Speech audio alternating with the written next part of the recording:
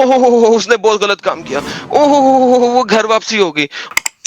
करो ना प्लीज, करो ना। इस बंदे को अंब का नॉलेज नहीं था। मुझे नहीं बनना उसके जैसा, थैंक यू सो मच। मैं इतना बदतमीज गालीबाज नहीं बन सकता। हम इतने बड़े नहीं थे कि हम ये टट्टी करते। Adam Sikar Urdu, Adam Sikar Hindi, Adam Sikar English, ये मेरे हैं कि तुम्हारे हैं? ये बंदा बेवकूफ है, लूज कैनल है। अभी अभी सनातनी बने हैं, तो जनाब साहब अभी जो है ना सनातनी खेल रहे हैं। तू मेरी वाइफ के पीछे क्यों पड़ा है भाई? यार कितना साहिल देख, कितना ज्यादा ड्रंक है बंदा। और इस टीम के यार साथ साथ कुछ और भी फट गया है। और आवाज़े हक ने वो उसको बताया था कि ये इसलिए कर रहा है क्योंकि इसको सब साहिल का रिप्लेसमेंट बनना है। मैं इतना बदतमीज गालीबाज नहीं बन सकता।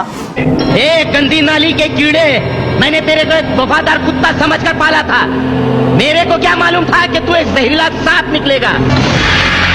आड़ में जा, फक ऑफ यू एडम सीकर भाईचोद साला, क्रिश्चियन की औलाद, भड़वे चूतिया बना रहे तुम्हारा ये एडम सेल।